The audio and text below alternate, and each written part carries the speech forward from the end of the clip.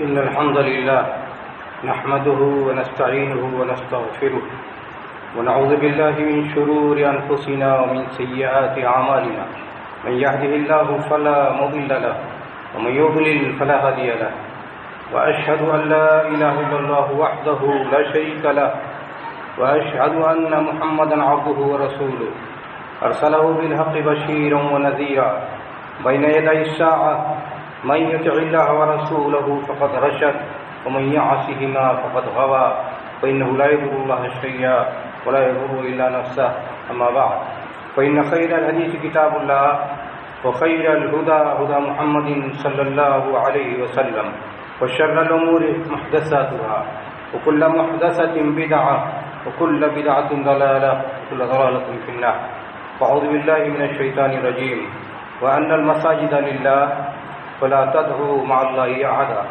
حضرات، مساجد دنیا میں سب سے بہتر جگہ ہے۔ رسول گرامی صلی اللہ علیہ وسلم نے بیان فرمایا کہ دنیا میں سب سے بدتر جگہ بازار ہیں، وہاں شیطان کا غلبہ ہوتا ہے۔ مساجد دنیا میں سب سے بہتر جگہ ہے۔ مساجد مسلم سماج و معاشرے کے لیے، انسانیت کے لیے روحانیت کا سب سے بڑی طاقت ہے۔ مساجد سب سے مقدس صاف ستھرا جگہ ہے۔ رسول پاک صلی اللہ علیہ وسلم بیان فرمایا کہ مساجد بنائیے تو اس کو صاف ستھرا رکھیے اور اس کو خوشبو سے تر رکھیے۔ مساجد میں انسان اگر دلچسپی لیتا ہے، مساجد سے اگر انسان کا دل وابستہ ہوتا ہے تو رسول اکرامی صلی اللہ علیہ وسلم بیان فرمایا کہ ایک انسان کی ایمان اور سچے مومن ہونے کی دلیل ہوتی ہے۔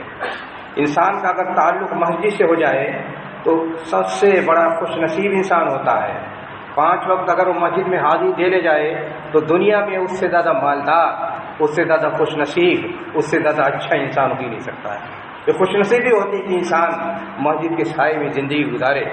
مساجد کی بہت سی سارے مسائل ہیں، تعمیر کے مسائل ہیں، لیکن سب سے بڑا اہم مسئلہ ہوتا ہے، سینسیٹیو میٹر ہوتا ہے، وہ یہ کہ مساجد کو اپنے سجدوں سے آباد کریں۔ مساجد کو ایسا بنائیں، اس طرح اس کو آباد کریں اپنے سجدوں سے کہ آدمی اجنبی بھی آئے، کبھی بھی آئے، مسجد میں داخل ہوتے ہوئے وہ محسوس کرے سکون، تسلی اس کو ملے۔ مسجد میں داخل ہوتے ہوئے اس کو محسوس ہو کہ دنیا کے عذاب سے نجات مل گئی ہے۔ لیکن ایسے مساجد بنانا اور اس طرح مساجد کو آباد رکھنا سب سے کٹھن کام ہوتا ہے۔ اس طرح مسجد بنانے کے لیے ضروری ہوتا ہے کہ انسان حلال کمائی کھاتا ہو، حلال پیسے سے مسجد بنائی ہو، اس کے اندر کبر نہ ہو، اس کے اندر بدعت نہ ہو، اس کے اندر شرک نہ ہو، اس کے اندر اتحاد کی کیفیت ہو، اس کے اندر انابت کی کیفیت ہو، اس کے اندر پرسوز دل رکھتا ہو، دل و دماغ ایسا رکھتا ہو جس میں ہمیشہ اللہ اور رسول کی محبت آباد ہو۔ ایسے لوگ مسجد کو آباد کریں گے تو اس طرح مسجد بنے گی، انسان کوئی اجنبی بھی داخل ہوگا تو محسوس کرے گا کہ دنیا کے عذاب سے نجات مل گئی ہے، ایک امن گاہ میں آ چکے ہیں، امن گاہ مل گیا ہے، پناہ گاہ مل چکی ہے۔ اس طرح مسجد بنانا ضروری ہے۔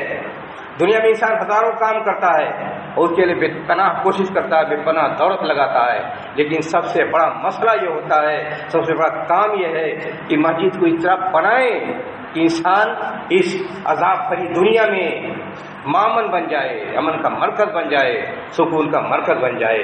یہ مسجد کا مطالبہ ہے۔ دنیا میں بے شمار معابد ہیں، بے شمار عبادت گاہ ہیں اور ہر مذہب کی عبادت گاہ ہیں۔ ہر ایک مذہب والا اپنی عبادت گاہ کے لیے قربان رہتا ہے، اس کے لیے قربانیاں دیتا ہے، اس کے لیے وقت لگاتا ہے، اس کے لیے پیسے لگاتا ہے۔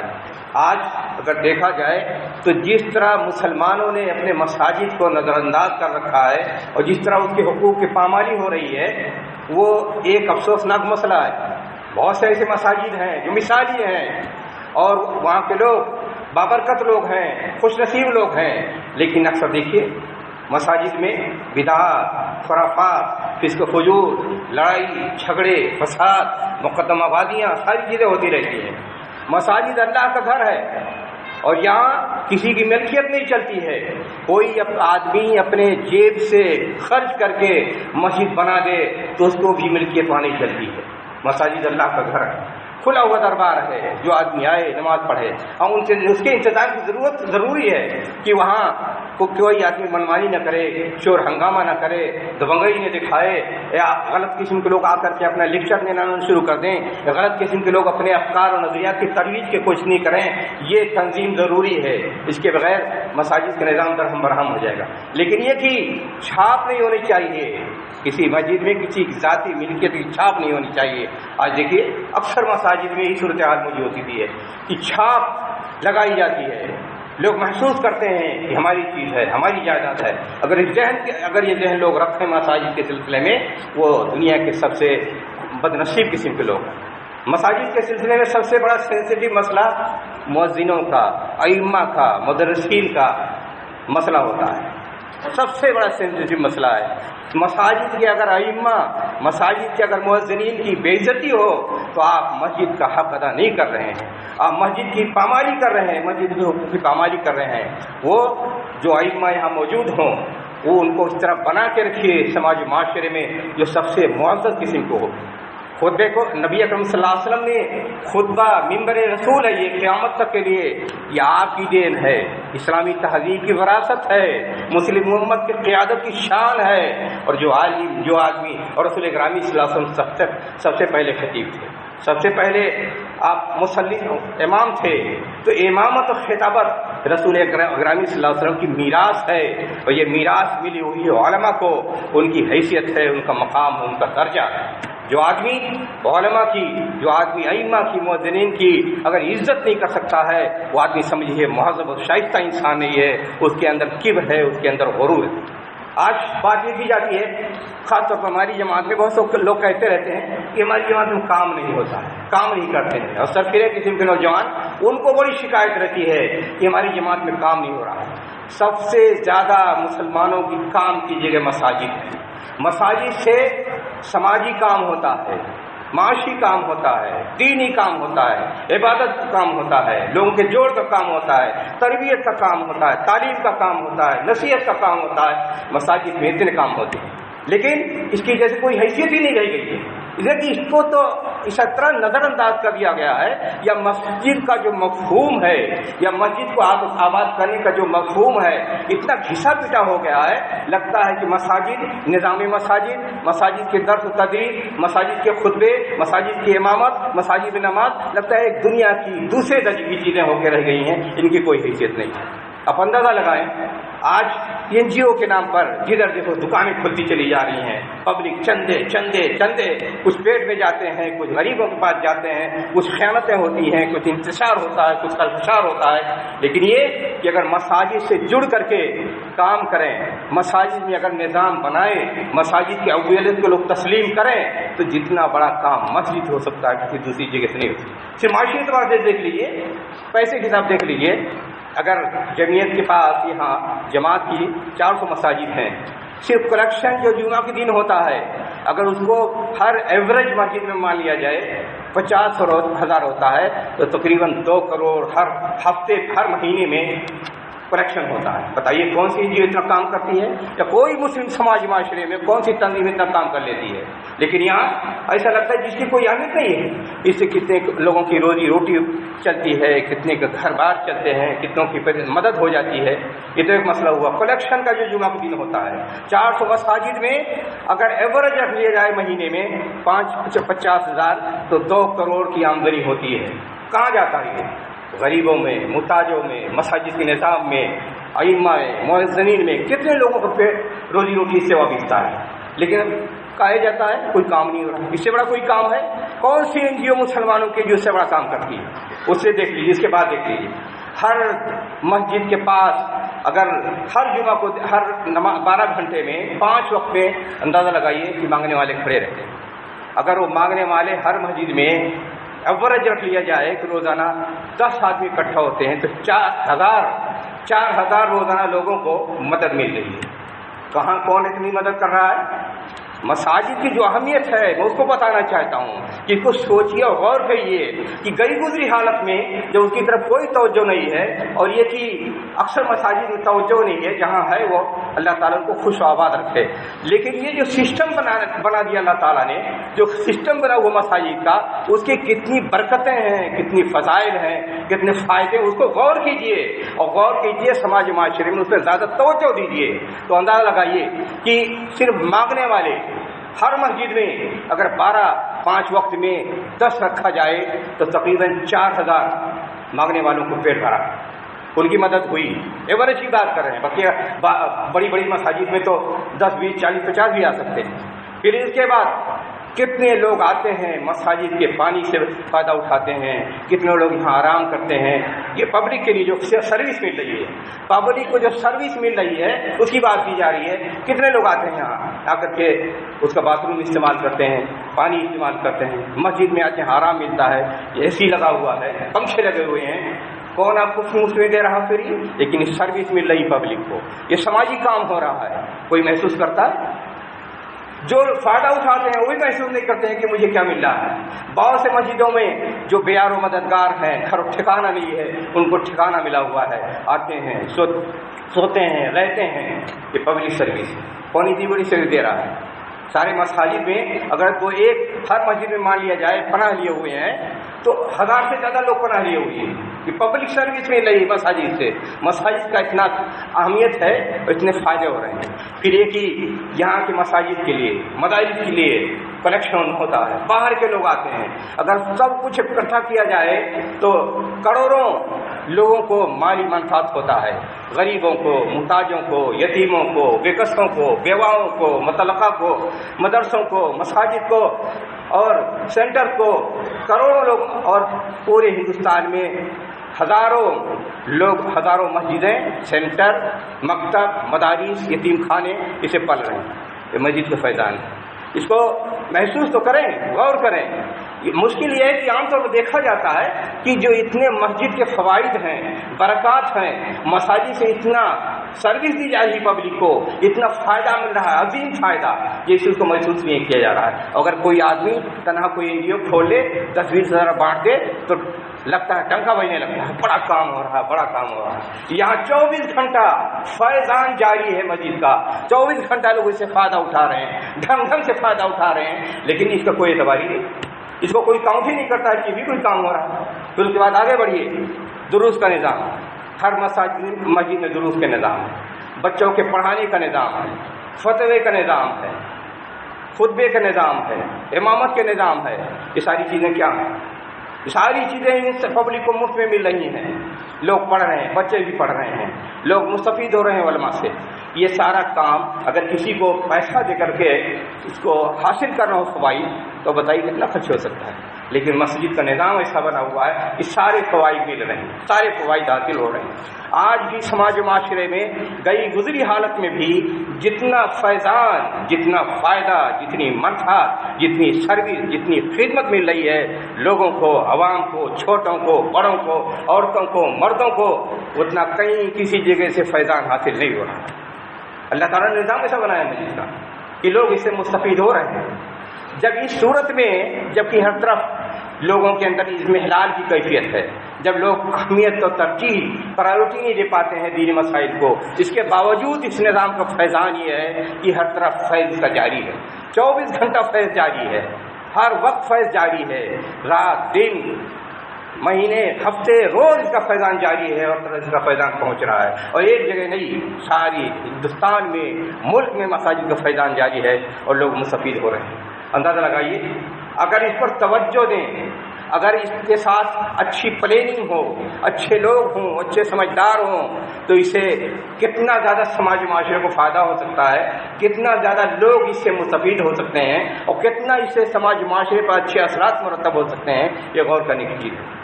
اگر صحیح ڈھنگ سے منظم کیا جائے تو تعلیم کا نظام مساجد سے قائم ہو، ہم تعلیم میں اس کو کفیل ہو سکتے ہیں۔ اگر اس میں آ کر کے یکانگت پیدا ہو، دلوں میں محبت پیدا ہو، یکسانیت پیدا ہو، تو ہم معاشی طور پر پروگریس کر سکتے ہیں۔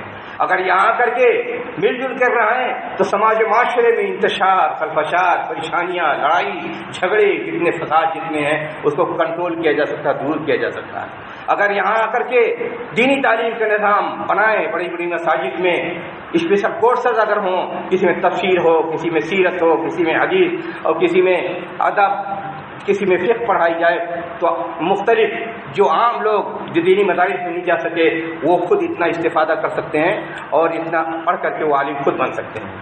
بہت سی جگہوں پر دوسرے ملکوں میں ایسا انتظام ہوتا ہے کہ بڑے بڑے علماء بڑے مساجد میں اپنا درد لگاتے ہیں، کوئی تفسیر پڑھا رہا ہے، کوئی حدیث پڑھا رہا ہے، کوئی فقہ پڑھا رہا ہے، کوئی سیرت پڑھا رہا ہے، کوئی تجوید پڑھا رہا ہے، کوئی تحفظ میں لگا ہوا ہے، اتنا مستفید ہو رہے ہیں۔ اور جو مختلف بڑے بڑے کاموں بیوروکریسی میں لگے ہوئے ہیں، جو حکومت کے بڑے بڑے کاموں میں لگے ہوئے ہیں، ان کو موقع نہیں ملا تعلیم حاصل کرنے کا، مساجد میں وہ پڑھ پڑھ کر کے عالم بن گئے۔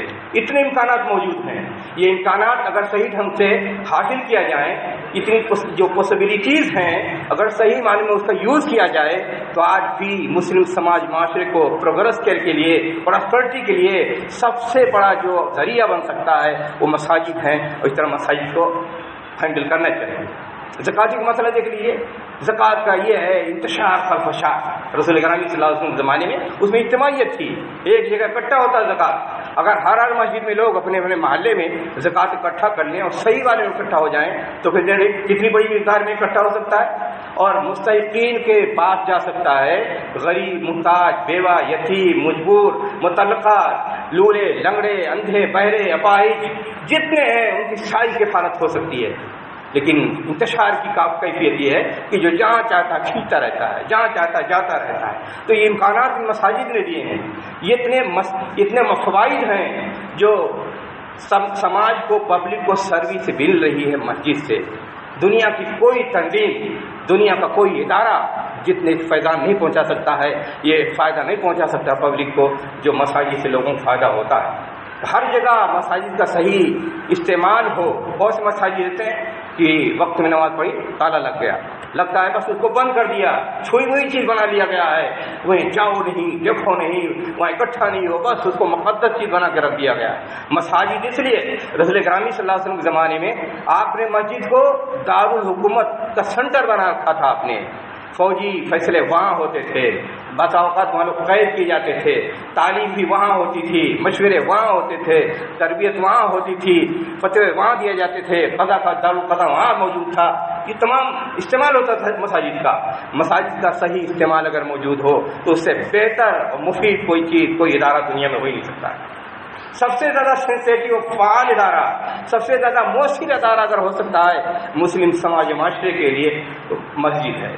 مسجد کا صحیح انتظام ہو، لوگ مستفید ہوں، تربیت ہو جائے گی بچوں کی، عورتوں کی، بوڑھوں کی، جوانوں کی، اور لوگوں کے اندر شعور پیدا ہوگا، علم کا، اجتماعیت کا، دینداری کا، صالحیت کا۔ صحیح طور اس کو مینج کرنے کی ضرورت ہوتی ہے۔ لیکن جب انتشار کی صورت حال ہو تو آدمی جس کو توفیق ملی آیا، نماز پڑھا، چلتا بنا، لگتا ہے جیسے اور کسی سے کوئی لینا دینا نہیں۔ مساجد اجتماعیت کا مرکز ہے، یہاں مسلمانوں کی اجتماعیت یہی قائم ہوتی ہے۔ اخوت مسلمانوں کے اندر اخوت کا رشتہ ہے، اخوت کا رشتہ یہی پروان چڑھ سکتا ہے۔ آپس میں تعلق، محبت جو قائم ہو سکتی ہے اسی مسجد میں ساری چیزیں قائم ہو سکتی ہیں، لیکن شرط یہ اس کے لیے محنت ہو، اس کے لیے کوشش ہو، اس کے لیے حوصلہ ہو، اس کے لیے جذبہ ہو۔ اور سب سے بڑی بات تو یہ، دنیا کا سب سے بہتر کام اللہ کی نگاہ میں یہ ہے کہ انسان کا اللہ پر پختہ ایمان ہو، اللہ کی عبادت کی جائے، اس سے بڑھ کر کوئی کام نہیں۔ بار بار قرآن کریم میں ہر زمانے میں ہوتا ہے نا، لوگ اپنے اپنے ڈھنگ سے طے کرتے ہیں یہ کام ہے، یہ کام نہیں ہے، یہ بڑا کام ہو رہا ہے، یہ اچھا کام ہو رہا ہے۔ قرآن کریم میں ایسی ذہنیت کی تردید کی گئی کہ اپنے طرف سے فیصلے مت کرو کہ بڑا اچھا کام ہے، یہ بڑا کام ہے، بلکہ جو قرآن کریم نے بتایا ہے، جو رسول کریم نے بتایا ہے کہ کیا کام ہے اور کون بڑا سا کام ہے، اس کو سمجھنے کی کوشش کرو۔ عرب والے جو رسول گرامی صلی اللہ علیہ وسلم نے دین کی تبلیغ شروع کی، سسٹم سیٹ اپ ہو گیا، تو وہ مکہ والے فخر کرتے تھے کہ دیکھو ہم مسجد میں پانی پلانے کا انتظام کرتے ہیں، ہم یہ کرتے ہیں، ہم وہ کرتے ہیں۔ اللہ تعالیٰ نے ان کی ذہنیت کی ترغیب کہا یہ سب کوئی کام نہیں ہے، اصل کام یہ ہے اجعلتم سقایۃ الحاج وعمارۃ المسجد الحرام کمن آمن، کہا جو لوگ ایمان لائے، عمل صالح جن کی ہے، سب سے مقدم کام ہے کہ سب سے اچھا اللہ تعالیٰ سے مضبوط تعلق پائیں۔ اللہ سے مضبوط تعلق کیسے قائم ہو سکتا ہے؟ اخلاص ہو، شرافت ہو، انابت ہو، مروت ہو، انسان کے اندر اللہ کا خوف ہو، اللہ کا ڈر ہو، اللہ کی بارگاہ میں حاضری اور اس کے ہاتھ جتنے کام کیے ہیں اس کا جواب دہی کا ڈر ہو، یہ تمام چیزیں ہوتی ہیں تو انسان کا تعلق اللہ سے قائم ہوتا ہے۔ اسی کو ایمان کہا جاتا ہے، ایمان باللہ۔ تو اللہ نے بیان فرمایا کہ دنیا میں سب سے بڑا کام، سب سے اہم کام یہ ہے کہ آپ کا مضبوط ایمان ہو اللہ تعالیٰ کا۔ اگر ایمان مضبوط نہیں ہے تو دنیا میں سارے ویلفیئر بانٹ ڈالو کوئی حیثیت نہیں ہے۔ اگر اللہ پر مضبوط ایمان نہیں ہے تو دنیا میں لوگوں کے فلاح و بہبود کے لیے چیختے چلاتے رہو، کوئی بات نہیں ہے۔ سب سے بڑا کام یہ ہے کہ اللہ پر آپ کا پختہ ایمان ہونا چاہیے، دینی تعلیمات کو صحیح طور پر سمجھیں، اس کو جانیں، جو اللہ تعالیٰ نے اصول و ضوابط بتائے ہیں، فرائض و واجبات طے کیے ہیں، اس کو صحیح طور پر سمجھیں، اس پر عمل کرنے کی کوشش کریں۔ سب سے بڑا عمل یہ ہے۔ آج مثال ایسا بن گیا ہے کہ نہ حلال حرام کی تمیز ہے، نہ اصول و ضابطے جانتے ہیں، نہ نماز سے لگاؤ ہے، نہ دینی لگاؤ ہے۔ سماجی معاشرے میں ادھم بازی، چیخنا چلانا، شور ہنگامے، بیانات، احتجاج، جلوس، ساری چیزوں کو بڑا کام سمجھا جاتا ہے۔ اور پھر یہ کہ صحافت، لٹریچر، فلاں ڈھکا، کتابیں، یہ وہ، یہ اس کو بہت بڑا کام سمجھا جاتا ہے۔ بہت سے لوگ اسی میں مگر رہتے ہیں، بہت بڑا کام ہے۔ سب سے بڑا کام یہ ہے کہ اللہ کی بارگاہ میں آپ کی حاضری ہونی چاہیے۔ کتابیں لکھ لینا بڑا کام نہیں ہے، ویلفیئر کا کام کرنا بڑا کام نہیں ہے۔ سب سے بڑی ترجیح چیز یہ ہے، سب سے بڑا کام یہ ہے کہ آپ اللہ کے مخلص بندے بن جائیں، مسجد میں آپ کی حاضری لگ جائے۔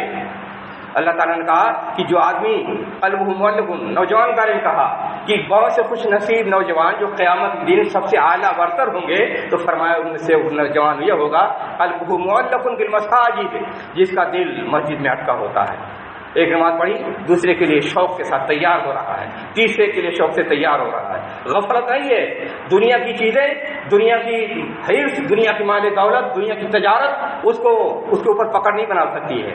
ایک نوجوان اگر صالح ہو تو اس کے اوپر پکڑ ہوتی ہے اس کی کہ اللہ کی بارگاہ میں حاضری ہو تو اس کے سامنے سجدہ ریز ہو جائیں۔ سب سے بڑی قیمتی چیز یہ ہوتی ہے۔ اور بسا اوقات ایک آدمی کے اخلاص کے ساتھ اللہ کی بارگاہ میں سجدہ ریز ہوتا ہے تو ایک سجدہ اس کا دنیا جتنی بڑی ہے، جتنی دولت ہے، اسے زیادہ قیمتی ہوا کرتا ہے۔ ایک سجدہ اتنی بڑی قیمت ہوتی ہے اللہ کی بارگاہ میں۔ اگر انسان اس کے اندر درد ہو، تڑپ ہو، سوز ہو، اللہ کی بارگاہ میں آنسو گرا دیتا ہے تو ایسے یہاں پر جہنم حرام ہو جاتی ہے۔ یہ ہے اصلی چیزیں، یہ ہے قیمتی چیزیں۔ انسان کے اندر تقوی پیدا ہو، دینداری پیدا ہو۔ تقوی کیا چیز ہے؟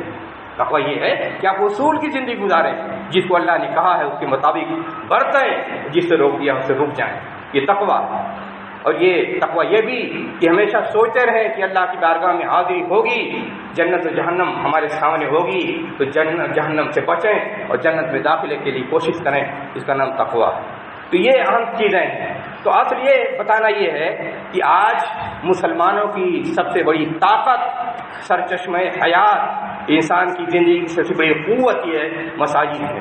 اگر مساجد کو صحیح طور پر منظم کیا جائے تو ہماری پوری زندگی درست ہو سکتی ہے، ہماری سماجی زندگی درست ہو سکتی ہے، ہماری سیاسی زندگی متاثر ہو سکتی ہے، ہمارے معاشی زندگی درست ہو سکتی ہے، ہماری انفرادی اجتماعی زندگی درست ہو سکتی ہے، تعلیم کا، تربیت کا نظام درست ہو سکتا ہے، اور سماج کا چھوٹا بڑا مرد عورت ہر ایک مسجد سے جڑا ہوا ہو، سب مستفید ہو سکتے ہیں۔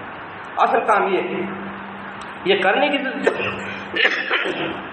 اصل کام یہ ہے، یہ کرنے کی ضرورت ہے اور یہی کرنی چاہیے۔ انسان کی زندگی میں بے شمار ترجیحات ہوتی ہیں، دینی کام کرنے کے سلسلے میں بہت سی ترجیحات ہوتی ہیں۔ بس بہتوں کو یہ سمجھ میں آتا ہے سڑک پر اتر جاؤ، احتجاج کرو، ہنگامہ کرو، ادھم بازی کرو۔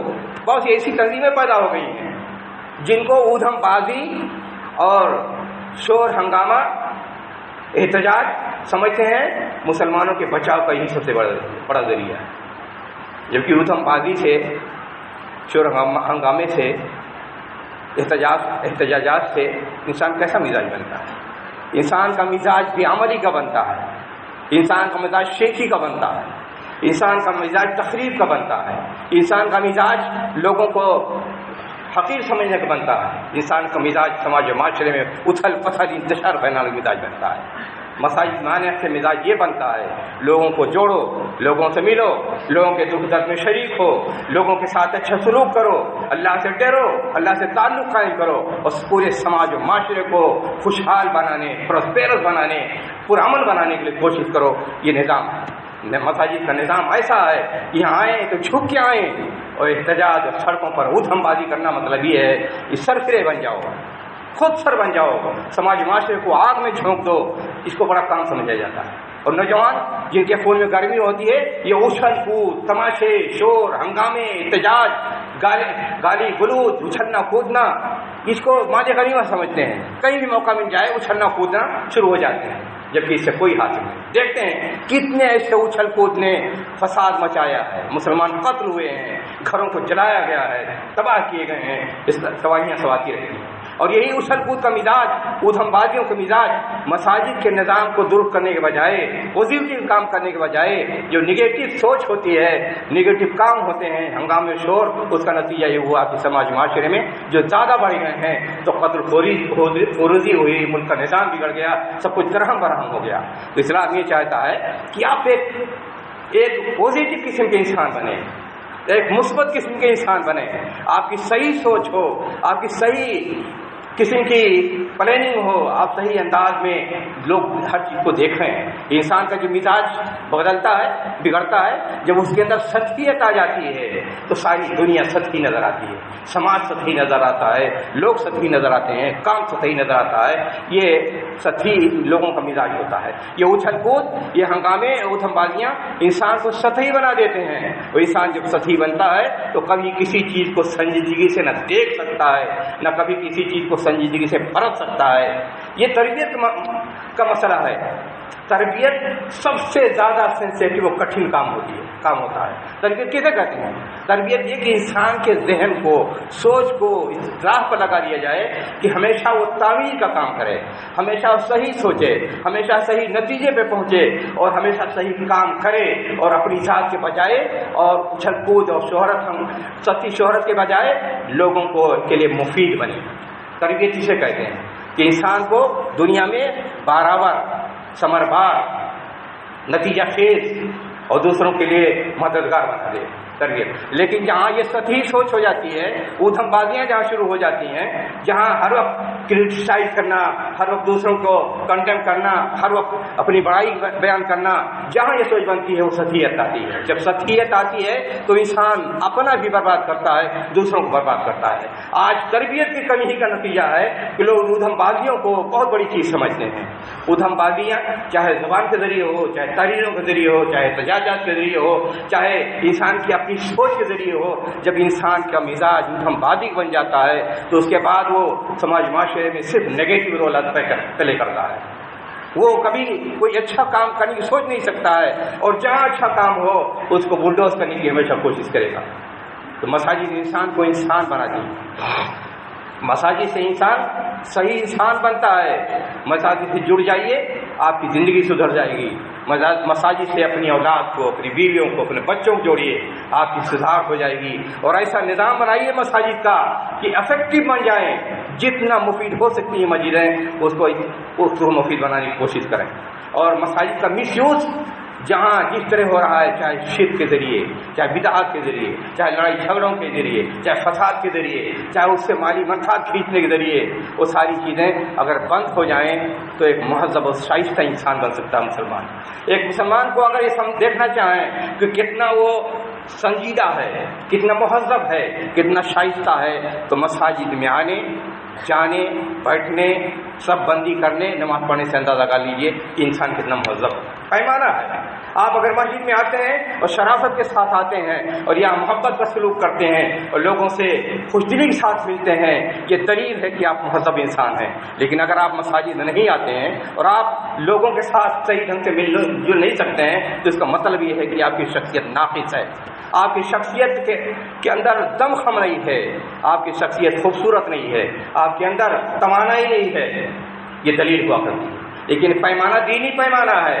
آج جو دنیاوی پیمانے بنا لیے گئے ہیں ان دنیاوی پیمانوں میں تو یہی بھائی کہ کس کے پاس کتنی دولت ہے وہ سب سے اچھا ہے، چاہے وہ حرام خور ہو، چاہے کسی کا غصب کر کے لایا ہو، چاہے کسی کو ٹھگ کر کے لایا ہو، چاہے جھوٹ بول کے لایا ہو، آج معیار ہی لوگوں نے بنا لیا ہے کہ پیسہ ہے تو سارے عیب چھپ جایا کرتے ہیں۔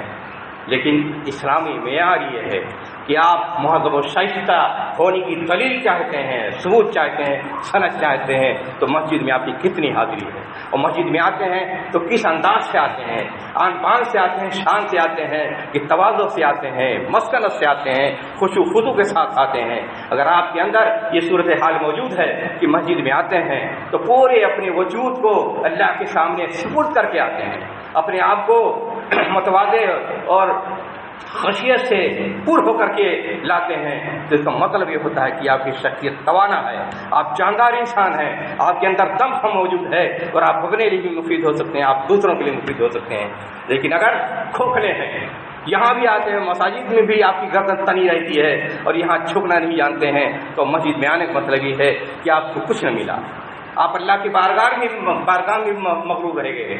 اگر آپ یہاں آتے ہیں اس شعور کے ساتھ آتے ہیں کہ ہم سب سے بڑے مالدار ہیں، ہم سب سے بڑے قابل ہیں، ہم سب سے بڑے زوردار ہیں، ہم سب سے بڑے اچھے ہیں، اس شعور کے ساتھ آتے ہیں اور اس غرور کے ساتھ آتے ہیں، تو اس کا مطلب یہ ہے کہ مسجد میں آنے کا آپ نے شعور سیکھا ہی نہیں۔ مسجد میں آئیے تو ساری دنیا کی گندگیوں سے پاک ہو کے آئیے، مساجد میں آئیے تو یہاں پرامن شخصیت بن جائیے، مساجد میں آئیے تو اپنی ذات کی تعمیر کیجیے، اپنے آپ کو سدھاریے، اپنے آپ کو بنائیے، اپنے آپ کو اچھا انسان بنانے کی کوشش کر دیجیے۔ مساجد کے یہ اثرات مساجد میں ایک موقع دیتے ہیں، مساجد میں آنے سے موقع ملتا ہے کہ آپ زوردار توانا شخصیت بن جائیں۔ لیکن مسجد میں جو لوگ آتے ہی نہیں ہیں ان کے بارے میں تو بات ہی نہ کیجیے، لیکن جو لوگ آتے ہیں کئی فیصد آتے ہیں وہی معلوم ہے لوگوں کو تو کس ڈھنگ سے آتے ہیں۔ اگر مساجد میں آ کر کے رسول گرامی صلی اللہ علیہ وسلم نے بیان فرمایا کہ ایک ٹائم آئے گا قیامت قائم ہونے سے پہلے لوگ مسجدوں میں آئیں گے اور وہ کب کریں گے، مسجدوں میں بیٹھ کر کے دنیاوی باتیں کریں گے، اپنے کمالات دکھائیں گے، ہم نے یہ کمایا، ہم نے یہ کیا، ہم ایسے ہیں، ہم ویسے ہیں۔ کہا قیامت قائم ہونے سے پہلے مسجد میں یہ بھی لوگ بیٹھ کر کے اپنی گپ پھانکیں گے، اپنی بڑائی بیان کریں گے۔ تو مساجد اس کے لیے نہیں، مساجد سرچشمہ حیات ہیں، مساجد انسان کی طبیعت کو درست کرنے کے لیے ہیں، مساجد ہوائے نفس کو ختم کرنے کے لیے ہیں، مساجد سے تقدس پاکیزگی ملتی ہے، مساجد سے طہارت ملتی ہے، مساجد سماج معاشرے کو درست کرنے کے لیے ہیں، مساجد سے پورا سماج معاشرہ فائدہ حاصل کرتا ہے اور اس سے روشنی نور حاصل کر سکتا ہے، ہدایت حاصل کر سکتا ہے، تعلیم حاصل کر سکتا ہے۔ اللہ تعالیٰ ہم سب کو توفیق عطا فرمائے کہ ہم مساجد کو صحیح ڈھنگ سے چلائیں، اس کے حقوق کو ادا کریں، مساجد کو سماج و معاشرے کی پراسپرٹی کے لیے، امن کے لیے سب سے اہم ذریعہ بنائیں۔ تو مساجد جتنا زیادہ مفید ہو سکتے ہیں سماج و معاشرے کے لیے اتنا مفید بنانے کی کوشش کریں۔ وآخر دعوانا الحمدللہ رب العالمین۔